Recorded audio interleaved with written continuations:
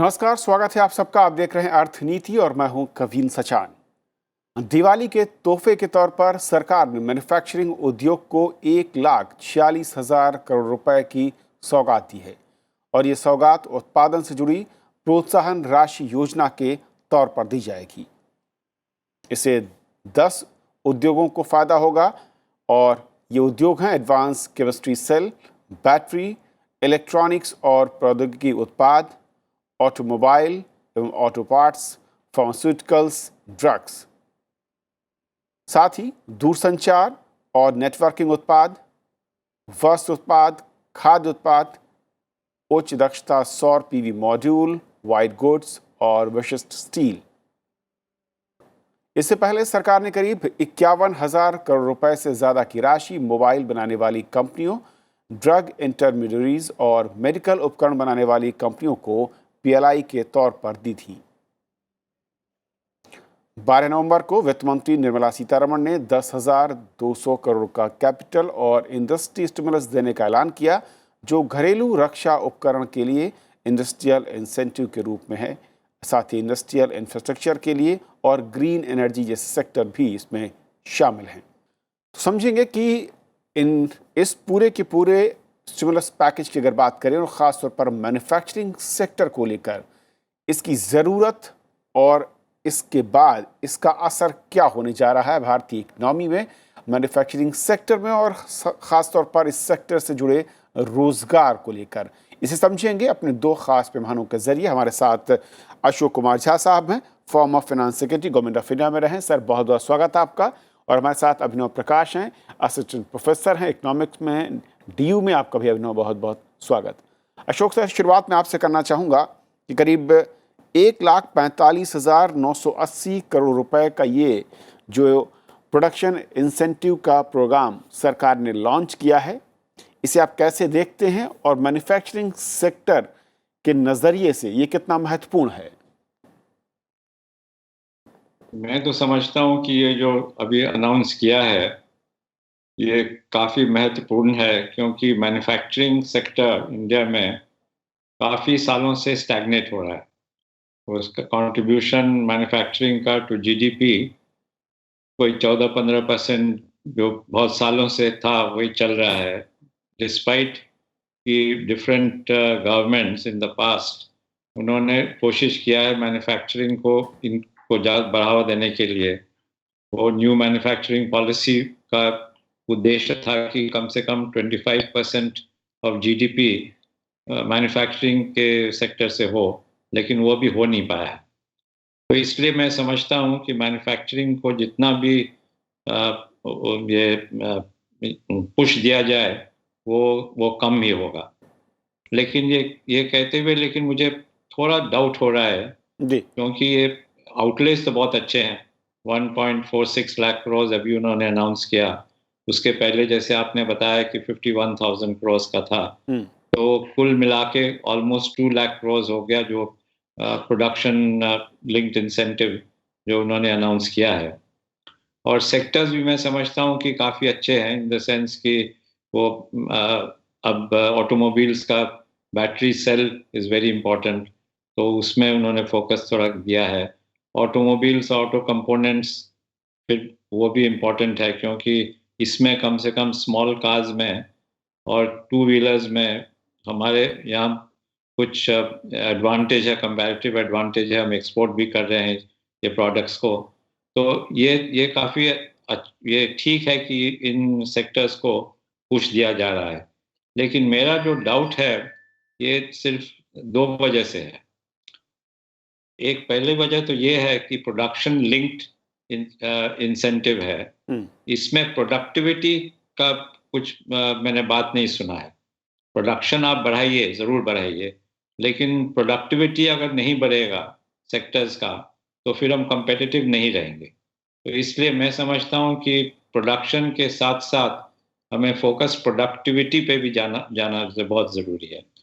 और दूसरी बात ये है कि ये जो सेक्टर्स इन्होंने जो अनाउंस किया है ये इम्पोर्टेंट सेक्टर्स हैं। ये बेसिकली सेक्टर्स वो हैं जिसमें कि फोकस होना चाहिए। लेकिन मैं इसके अलावा मैं समझता हूँ कि जो सेक्टर्स में ज़्यादा एम्प्लॉयमेंट जनरेशन का पॉसिबिलिटीज हो उसको भी लेना चाहिए। ओके। इन्होंने टेक्सटाइल्स लिया है, textiles is of course very important, सबसे ज़्यादा उस एम्प्लॉयमेंट जनरेटर है वो आफ्टर एग्रीकल्चर।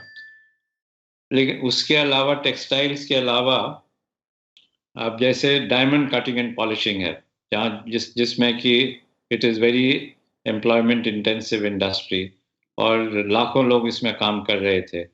अब ये लॉकडाउन के वजह से इसमें काफ़ी अपहीवल हो गया है। एक वो सेक्टर है। दूसरा लेदर एंड लेदर प्रोडक्ट्स, वो भी काफ़ी एम्प्लॉयमेंट इंटेंसिव सेक्टर है। तो ये दोनों सेक्टर्स को भी मेरे ख्याल से कुछ प्रोत्साहन पुश मिलना चाहिए था। ओके। अभिनव, अगर मैं मैन्युफैक्चरिंग सेक्टर को देखूं और जिस तरीके से फिलहाल जो मैं कहूं कि टैक्टिक्स सरकार की ओर से जो रणनीति नज़र आती है, वो दिखती है कि जिन सेक्टर में रिवाइवल के संकेत साफ दिख रहे हैं, जो सेक्टर डिमांड जिनकी जनरेट होती हुई नज़र आ रही है, फिलहाल उन्हीं 10 सेक्टरों को मुझे लगता है कि इसमें रखा गया है, क्योंकि सरकार ने ये भी कहा है, संकेत दिए हैं कि आने वाले कुछ महीनों के बाद कुछ और सेक्टर को इसमें ऐड ऑन किया जा सकता है।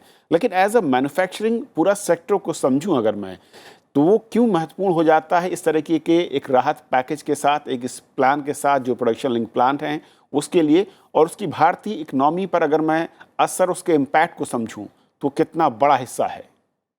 देखिए, मैन्युफैक्चरिंग सेक्टर की भारत की इकोनॉमिक ग्रोथ में बहुत महत्वपूर्ण भूमिका रहने वाली है, क्योंकि हमने जो है एग्रीकल्चर से हम सीधे सर्विसेज पे जंप कर गए थे भारत में। हमने जो मिडिल पाथ होता है, जो मिडिल बस होती है, वो हमने मिस कर दी थी। तो भारत में जो हम बहुत समस्या देखते हैं कि हमारी पर कैपिटा इनकम हाई नहीं है, रोजगार की बहुत समस्या है, लोगों के पास रोजगार अगर है तो सही का रोजगार नहीं है, मतलब आपकी जो इनकम है वो हाई नहीं है, स्टेबल नहीं है।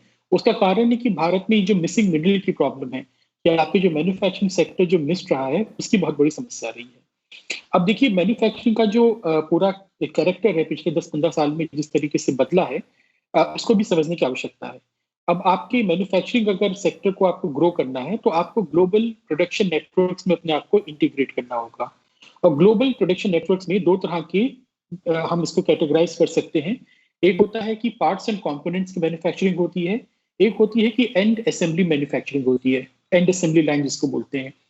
पार्ट्स एंड कंपोनेंट्स का जो होता है वो बेसिकली एडवांस इकोनॉमीज प्रोड्यूस करती हैं, जो कैपिटल रिच होती हैं, टेक्नोलॉजी रिच होती हैं, स्किल रिच होती हैं, जैसे कोरिया हो गया, ताइवान हो गया, जापान हो गया, ये कंट्रीज करती हैं। एंड असेंबली लाइन का जो प्रोसेस होता है वो लो वेज इनकम कंट्री में होता है, जैसे कि चाइना, वियतनाम या इंडिया में होता है। सो हम भारत में हम यहाँ पे फोकस कर सकते हैं, वो बेसिकली असेंबली लाइन पे फोकस कर सकते हैं। और जिस तरह हमने देखा है पिछले कुछ सालों में, जिस तरीके से सरकार ने मोबाइल सेक्टर पे ध्यान दिया है, ये स्कीम्स लाई थी मोबाइल सेक्टर के लिए, उसमें हमको काफी सक्सेस भी मिली है। भारत आज दुनिया में मोबाइल सेक्टर के सबसे बड़े एक्सपोर्टर्स में से उभरता हुआ देश है। उसका कारण ये नहीं है कि हम मोबाइल के पार्ट्स को मैन्युफैक्चर कर रहे हैं, क्योंकि समझिए उसके मोबाइल के अंदर के जो पार्ट्स होते हैं, जो कैमरा हो गया, सेमीकंडक्टर हो गया, ये अभी भी बहुत ही हाईटेक है। भारत में इसका स्किल सेट अभी भी उतना है नहीं। सो हम जो भारत में कर रहे हैं मोबाइल के एक्सपोर्ट, वो बेसिकली हम इंपोर्ट करते हैं पार्ट्स को, पार्ट्स एंड कंपोनेंट्स को, उनको हम असेंबल करते हैं और उनको एक्सपोर्ट करते हैं। यहाँ पे सबसे बड़ी संभावना है हमारे पास है। और जो असेंबली लाइन का प्रोडक्ट होता है, जो एंड असेंबली लाइन जिसको बोलते हैं, यहाँ पे रोजगार की सबसे बड़ी संभावना होती है, क्योंकि वो 10,000 लोगों को एम्प्लॉय करते हैं असेंबली प्रोसेस में। तो यहाँ पे फोकस करने से हमको तुरंत जो हमारी दो समस्या है कि हमारा मैन्युफैक्चरिंग सेक्टर थोड़ा ग्रो हो, रोजगार थोड़ा ग्रो हो, और उसके अलावा एक्सपोर्ट्स ग्रो हो, उन तीनों को हम ध्यान दे सकते हैं। तो उस हिसाब से देखा जाए तो पीएलआई में काफी सेक्टर्स हैं जो उसको ध्यान देते हैं, जैसे कि आपका इलेक्ट्रॉनिक्स है, ऑटोमोबाइल्स है, आपका जो व्हाइट गुड्स का है, जैसे कि एसी हो गया, एलईडीज हो गए, इस तरीके की जो स्कीम्स हैं जी। दूसरी बात भारत में ये आती है कि हम मैन्युफैक्चरिंग को अपने आप में सिर्फ अलग नहीं देख सकते हैं, हमको सर्विसेज कम मैन्युफैक्चरिंग अप्रोच लेना होगा, क्योंकि सर्विसेज जो होती हैं वो हमारे एक्सपोर्ट की, मैन्युफैक्चरिंग एक्सपोर्ट का 30% हिस्सा, 36% हिस्सा है। मतलब आपकी जो ट्रांसपोर्टेशन हो गई, R&D हो गई, मार्केटिंग हो गई, ब्रांडिंग हो गई, ये भी इंटरमीडिएट गुड्स होते हैं मैन्युफैक्चरिंग में। तो हमारी जो भी स्कीम होनी चाहिए, पूरी होलिस्टिक स्कीम होनी चाहिए कि हम सर्विसेज कम मैन्युफैक्चरिंग अप्रोच लें। और अभी भी 90% जो हमारी सर्विसेज हैं वो डोमेस्टिकली सोर्स होती हैं भारत में। इसका मतलब जो हमारा हमारी जो सर्विस सेक्टर की जो कॉम्पिटिटिवनेस है उस पर भी ध्यान देने की आवश्यकता होगी अगर हम मैन्युफैक्चरिंग को प्रमोट करना चाहते हैं। तीसरी बात ये आती है कविंद्र जी कि हमारा R&D का जो कंपोनेंट है, जो सर्विसेज में, जो मैन्युफैक्चरिंग में जो सर्विसेज कंपोनेंट होता है वो बहुत ही कम है। इसका मतलब है कि हम जो वैल्यू चेन है प्रोडक्शन की उसमें काफी नीचे लेवल पे हैं। हम बहुत ही बेसिक लेवल का मैन्युफैक्चरिंग करने की क्षमता भारत में भी रखते हैं। इसको धीमे धीमे अपग्रेड करना होगा। उसके लिए स्किल में डेवलपमेंट, एजुकेशन में डेवलपमेंट और इंडस्ट्रियल इंफ्रास्ट्रक्चर में इन्वेस्टमेंट की बहुत ही ज्यादा मांग रहेगी आने वाले समय में। मुझे लगता है ये PLI का जो उन्होंने 10 सेक्टर्स को इंक्लूड किया है, this is a step in the right direction. इसको हमें देखना होगा कि ये आगे कैसे प्ले आउट करता है, क्योंकि इसमें सारे सेक्टर सक्सीड नहीं हो पाएंगे। जैसा कि सरकार ने भी कहा है कि हमारे पास फ्लेक्सिबिलिटी है, जो सक्सीड करेगा उस पर हम ज्यादा फोकस करेंगे, नए सेक्टर्स को इंक्लूड करेंगे। So I think it will have a very positive impact आगे जाते हुए। ओके अशोक सर, क्योंकि जब हम मैन्युफैक्चरिंग को देखते हैं और जो इनिशिएटिव्स लिए गए थे, अगर मैं छोड़ दूं जो मोबाइल मैन्युफैक्चरिंग को लेकर है करीब 40,251 करोड़ रुपए का जो एक सहायता दी गई थी, उससे अलग जो बाकी सेक्टर्स रहे हैं वो ग्रोथ एक्सपोर्ट पर नहीं दिखी मैन्युफैक्चरिंग में, जो हम लोग टारगेट कर रहे थे या सरकार का जो लक्ष्य था। और ये जो अब PLI स्कीम के थ्रू एक्सपोर्ट बढ़ाने को लेकर जो एक लक्ष्य तय किया गया है और जिस तरीके से प्रोडक्शन इंसेंटिव के ज़रिए एक कुशन मैं कहूँ कि मैन्युफैक्चरर्स को देने की बात हो रही है, ये कितना महत्वपूर्ण होगा और ज़मीन पर ये एक्सपोर्ट को बढ़ाने में कितना मददगार या किस तरीके की चुनौतियाँ? एक्चुअली ये जो PLI स्कीम है, जो सरकार ने पहले जो अनाउंस किया था 3 सेक्टर के लिए और अभी 10 का जो अनाउंसमेंट आया है, ये it is suppose to be utilized over the next 5 years। ये इमीडिएट यूटिलाइजेशन करनी है। तो इसलिए अगर कोई सेक्टर्स में भी धीरे चल रहा है, जो पहले वाले सेक्टर्स थे या जो अभी जो अनाउंस किया, तो इसमें चिंता की कोई बात नहीं है, क्योंकि ये धीरे धीरे ही इस्तेमाल होगा। जो भी इनको इंसेंटिव्स देना है वो इंसेंटिव्स ये देंगे, but it is to be spread over the next 5 years। जहाँ तक कि एक्सपोर्ट का सवाल है, अब एक्सपोर्ट बढ़ाना तो बहुत ही ज़रूरी है, क्योंकि अगर आप देखें कि जो भी कंट्रीज़ ये जिनका GDP ग्रोथ अच्छा रहा है पास्ट में, तो उनका वो कंट्रीज का एक्सपोर्ट ग्रोथ बहुत अच्छा रहा है। तो without proper export growth we can not expect कि हमारा GDP ज़्यादा उसका इंक्रीज होगा। तो इसलिए हमें एक्सपोर्ट पे ध्यान देना बहुत ज़रूरी है। और इसमें ये जो अभी पैकेज इन्होंने अनाउंस किया है, इसमें थोड़ा सा डायरेक्ट पुश है एक्सपोर्ट्स का थ्रू आई थिंक 3,000 करोड़ का ऐसे कुछ उसमें फिगर्स थे कि वो उसका एग्जिम बैंक को वो क्रेडिट के लिए वो दिया जाएगा, ताकि इंडिया से परचेज होगा from foreign countries, Indian goods will be purchase. लेकिन मैं ये समझता हूँ कि manufacturing is the most important aspect of our economy. जैसे अभी अभिनव साहब ने भी बताया कि we jumped straight from agriculture to service sector और बीच में मैन्युफैक्चरिंग रह गया। और इसके वजह है why manufacturing got left behind is कि हमारे पास इंफ्रास्ट्रक्चर नहीं था। इंफ्रास्ट्रक्चर जब तक नहीं रहेगा, फिजिकल इंफ्रास्ट्रक्चर, तो मैन्युफैक्चरिंग का प्रोग्रेस नहीं होगा। लेकिन अब जो भी हो, unless we have a proper manufacturing sector, at least 20-25% of GDP, China का manufacturing sector is more than 30% of GDP, और भी जितने भी ईस्ट एशियन कंट्रीज हैं उनके भी बिटवीन 25 to 30% उनका कंट्रीब्यूशन है। तो तब तक हमारे एम्प्लॉयमेंट में मुश्किल आ जाएगा, क्योंकि एम्प्लॉयमेंट अनस्किल्ड लेबर का या सेमी स्किल्ड लेबर का एम्प्लॉयमेंट मैन्युफैक्चरिंग सेक्टर के ही थ्रू हो सकता है। ठीक, ओके सर।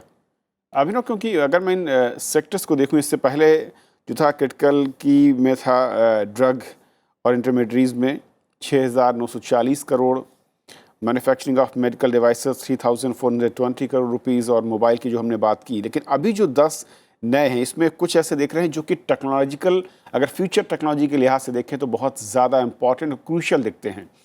उसे आप कैसे देखते हैं इसमें ऐड करने को लेकर? और दूसरा, अभी भी कहा जा रहा है कि जो टेक्सटाइल जिसकी बात की जहाँ साहब ने की, बहुत महत्वपूर्ण है, न सिर्फ इकनॉमी में उसके योगदान को लेकर जो उसका हिस्सा है, बल्कि दूसरी तरफ रोजगार के नज़रिए से भी। जी कवि जी, देखिए टेक्सटाइल अभी भी इम्पोर्टेंट है, वो पहले भी इम्पोर्टेंट था। हम टेक्सटाइल को क्यों नहीं ग्रो कर पाए? क्यों बांग्लादेश हमसे लीड ले रहा है? उसके पहले वियतनाम क्यों लीड ले रहा था? क्योंकि हमारी जो पॉलिसीज थी वो गलत थी, हमारी लेबर पॉलिसीज गलत थी, जिसको भी सरकार ने अभी लेबर रिफॉर्म्स किए हैं काफी, उसका फायदा देखने को मिल सकता है। हमारे देश में शुरू से ही देखा जाए तो ये प्रॉब्लम रही है कि एप्रोप्रिएट टेक्नोलॉजी क्या है। तो ये जो हमारे यहाँ डिबेट रही है कि टेक्सटाइल को प्रोड्यूस करना है तो खादी के टेक्नोलॉजी से करना है या स्मॉल मीडियम से करना है, ये पॉलिसी गलत रही है पिछले 50-60 साल में। इसको बदला है सरकार ने, उसको और बदलने की आवश्यकता है, क्योंकि आप टेक्नोलॉजी को कंट्रोल नहीं कर सकते हैं। आप सरकार डिक्टेट नहीं कर सकती है कि किस प्रोडक्शन में कौन सी टेक्नोलॉजिकल टेक्निक या किस तरीके का प्रोसेस अपनाया जाएगा। उसने हमारे टेक्सटाइल को या बाकी जो हमारे सेक्टर्स थे जहाँ पे हमारा कंपेरेटिव एडवांटेज था, उसको काफी डैमेज किया है।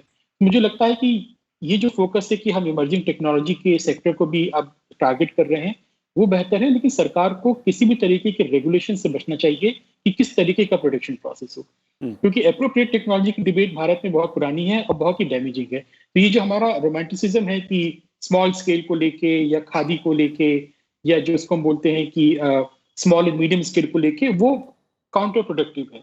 वो सुनने में अच्छा लग सकता है लेकिन इसके इकोनॉमिक जो लॉजिक है वो गलत है। तो यहाँ पे उसको ध्यान देने की आवश्यकता है।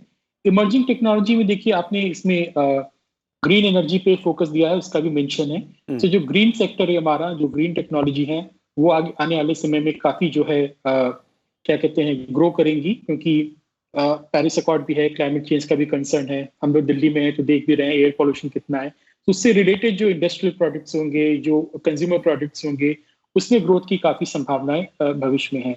और डिफेंस एक जो बड़ा सेक्टर है, डिफेंस पे भी सरकार ने इसमें आत्मनिर्भर पैकेज में मेंशन किया गया है। सो हमारा जो डिफेंस कॉरिडोर अभी बन रहा है झांसी में, वहां पे भी काफी स्कोप है। और देखिए डिफेंस का मतलब सिर्फ बड़े बड़े टैंक्स बनाना नहीं होता है। ये लोग कंफ्यूज करते हैं कि पूरा रफाल भारत में बना लेंगे या पूरा हम एकदम हाईटेक टैंक बना लेंगे। पार्ट्स एंड कॉम्पोनेंट्स बहुत ही बोरिंग चीजें होती हैं, छोटे छोटे स्क्रू बनाना, नट्स बनाना या स्मॉल स्क्रीन्स बनाना। वहां पे सबसे बड़ा स्कोप होता है आपको मैन्युफैक्चरिंग में एंटर करने का, एक्सपोर्ट मार्केट में भी एंटर करने का और ज्यादा रोजगार देने का। सो उसके जो डिफेंस की जो एलाइड इंडस्ट्रीज होंगी वो काफी बेनिफिट इसमें होंगी अगर हम फोकस करते हैं। उसके अलावा देखिए वाइट गुड्स में काफी फोकस किया गया है, जैसे एसी है, एलईडी है। यहाँ पे अगेन मैं कहूंगा कि हम अगर अपने एम्बिशंस को थोड़ा जमीनी रखें, हम असेंबली लाइन पे ज्यादा फोकस करें फिलहाल, बजाय ये करने की कि हम पूरा का पूरा एसी के सारे कंपोनेंट्स भारत में अभी बनाना शुरू कर देंगे, तो हम ज्यादा सक्सेसफुल होंगे। क्योंकि किसी भी देश को देखिए, साउथ ईस्ट एशियन कंट्रीज को देखिए, उन्होंने ऐसे ही शुरुआत की थी। चाइना ने भी ऐसे ही शुरुआत की थी, क्योंकि ये लो वेज कंट्रीज थी। यहाँ पे वो पार्ट्स एंड कंपोनेंट्स इंपोर्ट करते थे, उनको असेंबल करते थे, उसको एक्सपोर्ट करते थे, फिर वो धीमे धीमे वैल्यू चेन में ऊपर की तरफ बढ़े थे। भारत को भी यही लंबा रास्ता अपनाना पड़ेगा, शॉर्टकट इसमें नहीं है। आप एक बार में जंप नहीं कर जाएंगे बहुत ज्यादा हाईटेक मैन्युफैक्चरिंग में, यहाँ पे ध्यान देने की आवश्यकता रहेगी। जहाँ सर, क्योंकि इस स्कीम में एक और महत्वपूर्ण चीज़ है कि जो इंसेंटिव देने की बात है, वो टोटल प्रोडक्शन जो आउटपुट है उसका 5% के लिमिट को अभी तक सरकार ने वो किया है। और इसके साथ एक और नियम या शर्त जो रखी गई है कि हर साल उस प्रोडक्शन को किस लिमिट तक आपको बढ़ाना है, यानी कि कितने % आपको इंक्रीज़ करना है। यानी कि डिमांड साइड जो है उसके चैलेंजेस किस तरीके से आप देखते हैं जब हम एक्सपोर्ट ओरिएंटेड प्रोडक्ट या इंडस्ट्री की बात करते हैं तो? हाँ, तो और डिमांड को तो पुश देना बहुत ज़रूरी है, क्योंकि ये जो अभी सरकार कर रही है, it is basically a supply side response कि आप दे आर क्रिएटिंग फैसिलिटीज़ कि ताकि आप प्रोडक्शन इंक्रीज कर पाएं। लेकिन प्रोडक्शन जब तभी इंक्रीज होगा जबकि वो डिमांड बढ़ेगा इकोनॉमी में। एक्सपोर्ट तो एक अलग चीज हो गया। एक्सपोर्ट तो आप एक्सपोर्ट कर सकते हैं, लेकिन एक्सपोर्ट का जो ये परसेंटेज होगा वो तो कम परसेंटेज होगा, ज्यादा परसेंटेज तो डोमेस्टिक डिमांड में ही है। और यही एक प्रॉब्लम है कि हमारे यहाँ अभी अगर आप स्टिमुलस पैकेज लेके अगर इसको बात करें तो स्टिमुलस क्यों है? स्टिमुलस इसलिए है क्योंकि लॉकडाउन हुआ, ये कोविड वगैरह की वजह से many production factories etc. were closed. तो अगर आपको स्टिमुलस देना है तो आपको डिमांड पे फोकस भी करना चाहिए, और इसमें ये जो पूरा पैकेज जो अभी आया है इसमें डिमांड पे फोकस बहुत कम है, सप्लाई साइड का फोकस ज्यादा है। तो ये हमें ये देखना है कि आगे जाके सिर्फ अगर हम सप्लाई साइड में देखेंगे कि हाँ भाई आप प्रोडक्शन इंक्रीज कीजिए 5%, 8%, 10% जो भी, लेकिन प्रोडक्शन तभी इंक्रीज होगा जबकि अगर डिमांड भी उसके वो प्रोडक्ट से होंगे।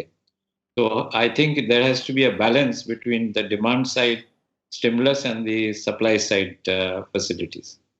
ओके अभिनव, क्योंकि ये बहुत महत्वपूर्ण हो जाता है कि जब हम प्रोडक्शन को इंक्रीज करने और कई फोल्ड बढ़ाने की बात कर रहे हो, और ऐसे में जो डिमांड साइड है वो उसको बढ़ाना और उस लेवल पर ले जाना, क्योंकि इससे पहले जो भी सरकार की ओर से कदम उठाए गए हैं कोविड के इस लॉकडाउन और अनलॉक के बीच में, उसमें कहा गया कि बहुत सारे ऐसे मेजर्स थे जो कि सिर्फ डिमांड को इंक्रीज करने के नज़रिए से थे, डिमांड जनरेट करने के नज़रिए थे। ये पूरा का पूरा जो एक स्कीम है ये सप्लाई एंड पर दिखता है। दोनों के बीच जो बैलेंसिंग है वो कितना चैलेंज दिखता है आपके नज़रिए से, और वहाँ पर क्या बहुत महत्वपूर्ण पॉइंट हैं जो कि एक्सपोर्ट के साथ जो लोकल मार्केट है वहाँ पर हम बैलेंस करें?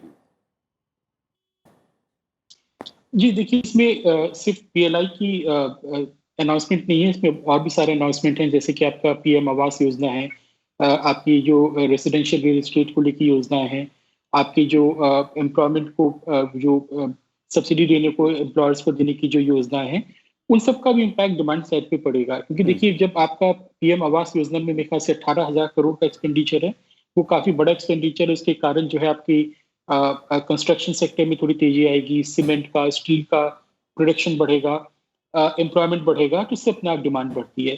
तो डिमांड साइड तो भारत में शुरू से ही एक बड़ा प्रॉब्लम रही है, आज़ादी के बाद से ही, क्योंकि हमारा देश एक अभी भी गरीब देश है। हमारा देश अभी भी मिडिल इनकम कंट्री नहीं है, और हमारी पर कैपिटा इनकम बहुत लो है। तो लोगों की परचेजिंग पावर काफ़ी कम है। आप लोग को याद होगा कि अर्ली 2000 में बहुत ज़्यादा इसको लेकर यूफोरिया था कि भारत की मिडिल क्लास जो है बहुत बड़ी है। आप देखेंगे दिल्ली में, लखनऊ में, हर शहर में बड़े बड़े शॉपिंग मॉल्स खुल रहे थे। आज हालत क्या है? दिल्ली एनसीआर में सिर्फ मेरे ख्याल से 2 ही शॉपिंग मॉल हैं जो प्रॉफिट में चलते हैं, बाकी सब लॉस में चल रहे हैं।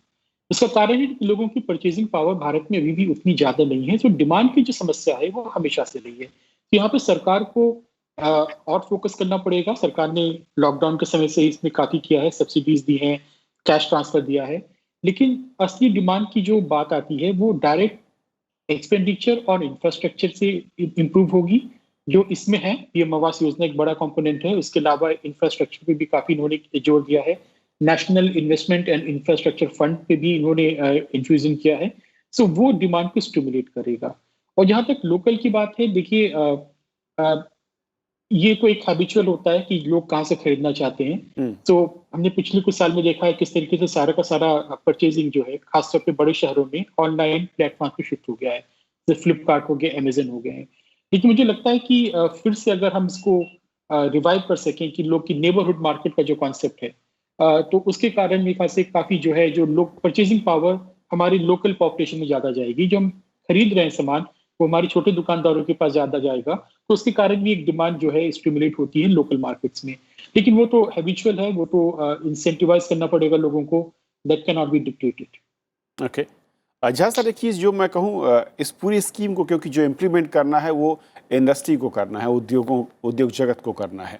अब सवाल ये है कि क्या उद्योग जगत इस तरह के जब प्रोत्साहन पैकेज मिलते हैं और ख़ास तौर पर अगर वो प्रोडक्शन के साथ लिंक हो, वो कितने ज़्यादा अट्रैक्टिव उनके लिए होते हैं और कितना उसको वो फिजिबल मानते हैं, या इसके अलावा कुछ और चीज़ें हैं जो उनके लिए ज़्यादा क्रूशियल होती हैं?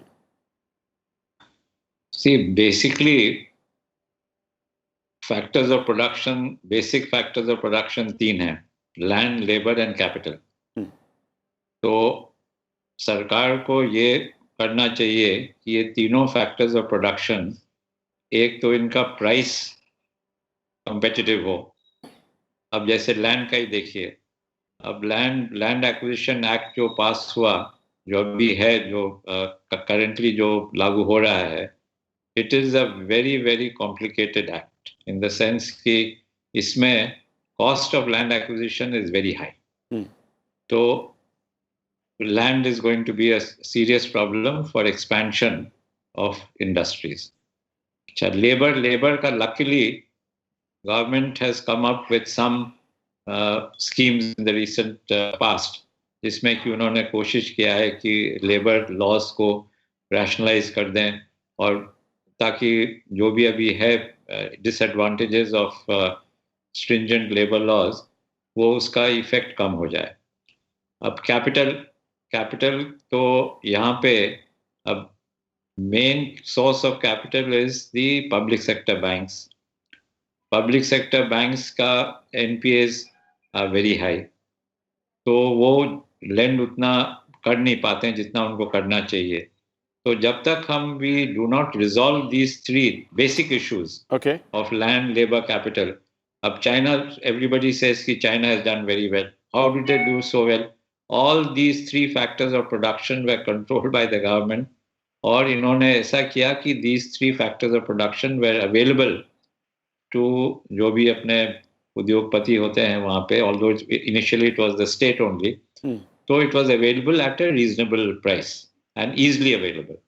So we have to, अगर हमें manufacturing को बढ़ावा देना है, तो we have to ensure that these three basic जो factors of production हैं, these should be made available to our industrialists at a reasonable price and be available easily. Okay sir, बहुत बहुत शुक्रिया आप दोनों मेहमानों का हमारे साथ इस महत्वपूर्ण चर्चा में जुड़ने के लिए और अर्थनीति के इस अंक में समझाने के लिए हमारे दर्शकों को कि किस तरीके से मैन्युफैक्चरिंग सेक्टर जो है उसमें पोटेंशियल है, न सिर्फ एक्सपोर्ट के नज़रिए से बल्कि रोज़गार देने वाली अगर इकाइयों के लिहाज से देखें तो कहा जा रहा है कि ये जो 10 सेक्टर फ़िलहाल इस स्कीम में जोड़े गए हैं, इसमें करीब अगले 5 साल में 2 से 3 लाख नौकरियों का सृजन होगा, और साथ ही साथ इसके ज़रिए इकनॉमी यानी कि अर्थव्यवस्था में एक बड़ी हिस्सेदारी इनकी होगी, और वो जीडीपी में एक रफ्तार देने के लिहाज से भी महत्वपूर्ण कारक हो सकता है। तो आज के इस अंक में फ़िलहाल इतना ही। नमस्कार।